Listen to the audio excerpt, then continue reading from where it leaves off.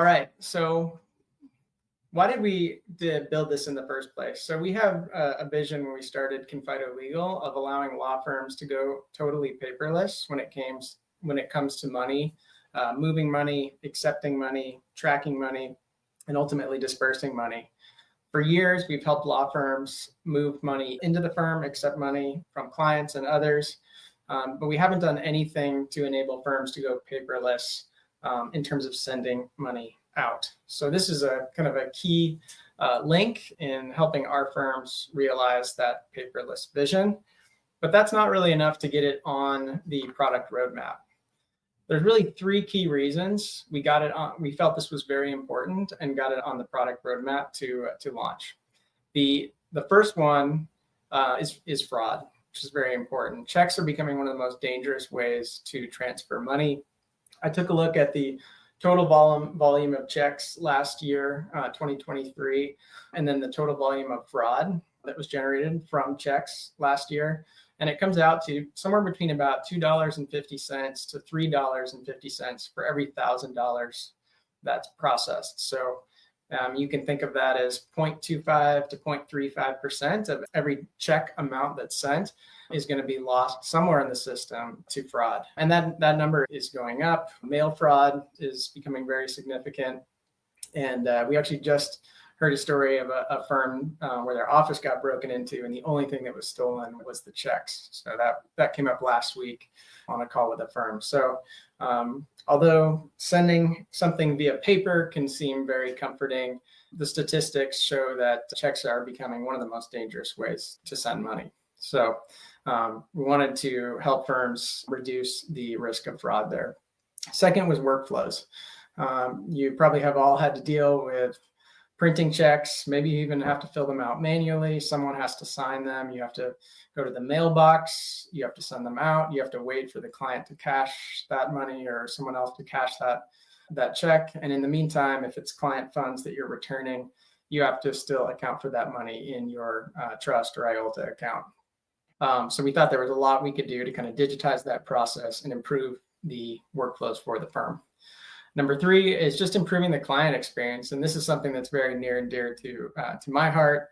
We want to make sure that this next generation of clients who grew up on Venmo and Cash App, that firms could really speak to that next generation who expect faster digital payments and certainly don't want to wait days for a check and deal with the hassle of cashing it. So those were kind of the three main reasons we got this on the product roadmap and got it to launch.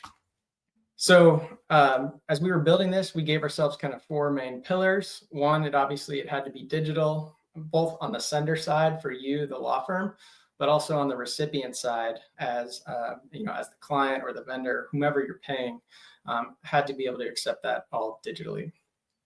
Had to have an instant option, so that if you're returning retainer funds to a client or paying a client, that they could choose to accept that money instantly and get that kind of great fast experience. So third, it had to be secure, much more secure than the status quo, the check sending process that's very prevalent still today. And then just like anything else in our app, it had to comply with the rules of professional conduct to keep you safe, to keep you compliant. That's obviously a very important part of our product, our brand, and the trust that you place in us. So we launched it a few months ago in pilot. So we've had a few months of firms using it. Thank you to all the pilot firms who did use it. We've seen four main use cases. One is returning unused retainer funds at the end of a case. Maybe you're running kind of an evergreen retainer model, and you get to the end of the case and there's money left in that client's account. You can return that quickly to them and digitally. Dispersing settlement funds from a contingency matter, both to the client and other lien holders on the case. Obviously paying vendors, and then paying other law firms if you have a fee sharing agreement or something with those firms. Okay, so now I'm going to switch over to the demo here and get logged back in.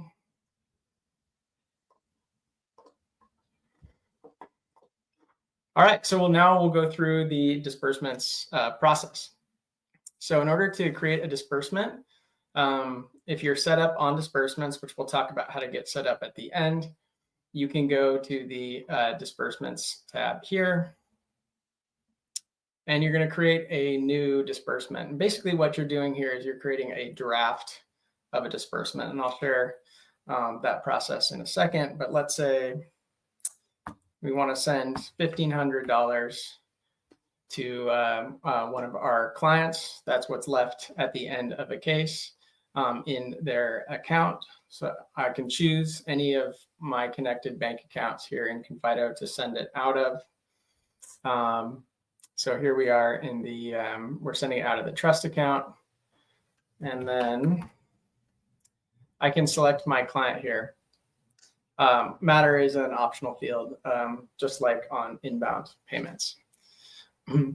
So here's one of the most important parts here. There's an authorized identity on the disbursement here. So you can click that identity here. This is what's going to be used to unlock the disbursement here. So in order to unlock the disbursement, in order to prevent bad actors from accessing the funds, you need to enter at least one phone or email here. And that's what, in this case, the client is going to use to access those funds and unlock the link. So now what I can do here is I can create a draft.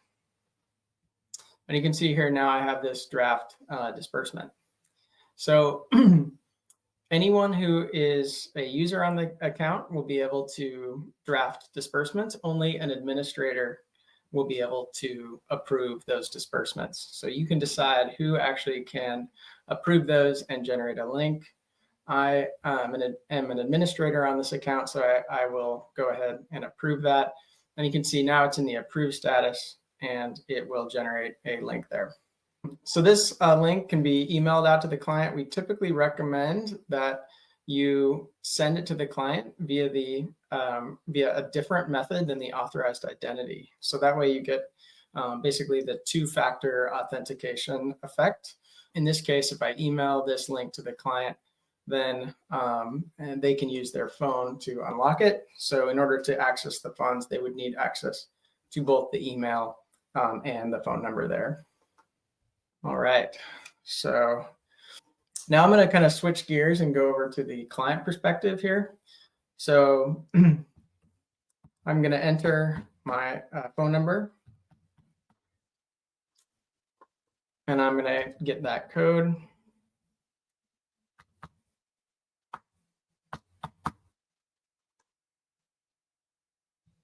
Okay, so now I have unlocked the link here, and I have several options. I can either choose to get my money instantly, and in this case, I'm going to pay a fee to get that money instantly. So the fee is 1% to get that money instantly, very similar to like a Venmo, for example. Or I can choose to get that money for free in 5 to 7 days, just on a kind of a regular standard ACH timeline here. So I can do that. I can enter my banking information in two ways. One, I can enter it manually here. So if I click that, enter the account number, enter the routing number here. And the other option is to use Plaid, where I log into my online banking, and in that way I don't have to enter it manually. And it does provide an added layer to verify that the account number and routing number that the client entered is correct there. Okay, and the other option is instant. As I mentioned, it was really important for us to provide an instant option to clients. And right now we support two instant payment methods. The first is the ability to send to a debit card. So basically what the client can do is enter their debit card information, and that money is going to be instantly deposited into the bank account associated with that debit card, net of the instant transfer fee there. The second option that we just launched is Zelle. So a client can enter the email or the phone number associated with their Zelle account. And again, that will be deposited directly into the bank account that the client has attached to their Zelle account. So 2 ways to get that money instantly into the client's bank account. I say instantly, it usually happens about as fast as, once you close out the app, it'll be in their bank account, but it can take up to a few minutes there. And this is supported 24/7, so they can get this money instantly around the clock. It doesn't run on a typical kind of ACH business day timeline. So we'll go ahead and actually, I'm going to grab my test debit card number here, and I will enter that.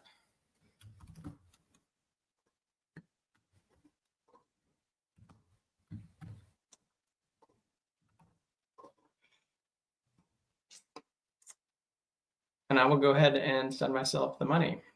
Perfect. So I went ahead and did that. Let's go back to our application here. And we will refresh the page. And you can see that this is delivered.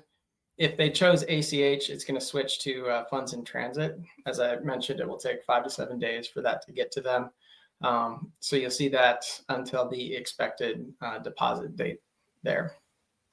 If I go to the all transactions report here, you can see that these transactions are showing up in the all transactions report that then you can export. The type will be a payout there, and you can see the method here, in this case, pushed to their debit card. But if I went ahead and send it via Zelle, for example, it would show up there, and it will show up as a debit there. Okay, so let's go. It's a fairly simple process. Let's go back and we'll talk about some of the frequently asked questions. I will present here. All right, limits. So there isn't a limit to the ACH transactions. We do, there isn't a hard limit, I should say. We do set limits on your account based on the size of the firm and expected volume. The goal is for those limits to support your kind of normal disbursement volume and just catch anomalies where we reach out and, if you're disbursing $50,000 a month continuously, and then all of a sudden you're disbursing $1 million, we want to be able to catch that. So we do set limits based on the size of the firm and disbursement volume, but there's no hard limit on an ACH transaction amount. The Zelle transaction limit, that kind of the hard limit, is $100,000. Same with the push to card, is also $100,000. Compliance with the rules of professional conduct. This is a common one that has come up. We've built a few features into the product to make sure that it's easy for you to comply with the rules of professional conduct in all states. So the first, although, as I mentioned, any user can draft disbursements, only an administrator can approve them. So you can put into place controls so that an attorney or someone authorized to make those debits out of the trust account is the only one with access to do that, without them having to actually enter in all of the disbursement information themselves. So they can quickly go in, scan everything, and approve there. We also track who at the firm drafted and approved each disbursement. So you have a record there. We are building in some UI user interface elements to make that easier here in the coming weeks, but that is currently being tracked. And if you need it in a different format at any point, you can reach out to us. Each disbursement also has a unique ID associated with it so that you can tie that unique ID to the disbursement. As I mentioned in the demo, each disbursement can also be tied to a client and a matter. So anytime you're moving money out of the trust account, you can tie it to the client matter combination and make sure you're tracking each debit and tying that to the appropriate client matter. Also, in terms of fees, as I mentioned, the instant fee is in line, actually in many cases less expensive than something like Venmo. But we also wanted to make sure that we provided a free option as well to clients. So as I mentioned, that ACH is less expensive for us. We basically cover it for the in that case, and then the client gets it in 5 to 7 days, and they can choose to get it for free. So they'll always have that free option. So those are the big things related to the RPC compliance. Another frequently asked question that's come up is, what happens if a client enters incorrect banking information? So if the client uses Plaid, we pull that directly from their online banking. So we know the account number, we know the routing number, and the client doesn't actually have the chance to enter the incorrect banking information. If they enter it manually, that is obviously a possibility. We do some checks right at the time of the transaction, but if they enter incorrect banking information, we'll get an ACH return from the client's bank. You'll get notified, it will go into a return status, and then you have to recreate the disbursement link, send a new link out to the client. Ensuring the correct payee, so this is very important, sending these links digitally. As I mentioned, there's two-factor authentication on the link. So someone needs to have access to the phone number and the email of the associated authorized identity there. We also check the banking information. If the banking information is entered, the card information against several databases to try to identify any accounts that might be compromised. And then we also have kind of a proprietary algorithm of checks based on how the user is interacting with the link to determine the likelihood of fraud there. So a lot of checks in place to keep these payments secure. All right, so let me go back. Just gonna do a quick check back here. All right. Looks like a few questions have showed up here, so let me dive in. Here's a great question. What happens if folks don't go through this process, and let's say the firm ends up sending a check or through some other medium outside of Confido? These links today don't expire, but it is one of the things that we are currently working on. So in the next couple weeks, there'll be an expiration on all these links, and you can update the default expiration at the firm level. Okay, so Reynolds Defense, would you replace all refunds with the process, or would you still refund as normal? I see Stephanie jumped in and answered that too. Yeah, you can still refund just as you are today. And if I'd recommend still doing that if that process is working very well. So, awesome. All right. I don't know how quickly this is updating for me, so I will linger here a little bit. In fact, let me, as I'm sharing my screen, I'll put my contact information here so you can see that. I'm sure most of you all have this already. My email, our general contact page, which has a bunch of ways to get in touch with us. And just if you're an existing client, don't hesitate to schedule a demo. You can always use the link on our site. We welcome existing clients to book demos. If you have questions, want to run through anything like that. Automatic reminder. Will there be an automatic reminder if they don't accept the disbursement? We don't have plans to do that, but that's super interesting. We'll definitely blog that. We are building this into our Zapier integration, so you can generate these disbursement links through Zapier and send them out. So you can set, we might be able to work with you to set kind of automated reminders on that.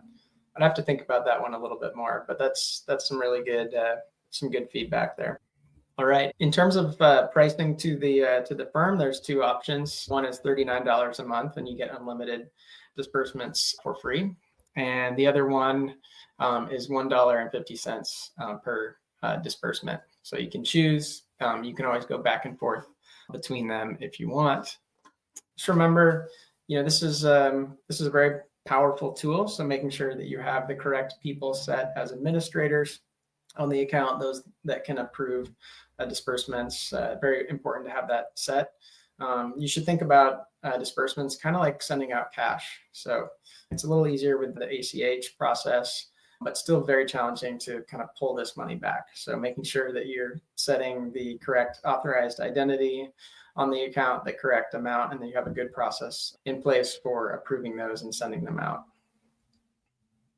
We also have a pretty aggressive roadmap of new kind of mini features that will make this tool, even more powerful going forward. We see this as a really central part of our application. Like I said, for a firm to go completely paperless, now we have, the ability for you to accept payments and now also send them out. All right. Sounds good. Perfect. Well, thank you all for joining today. As I mentioned, my contact information, our contact information, love any questions that you have. So thanks so much. It's great to see, like I said, so many familiar email addresses, and we'll see you next time.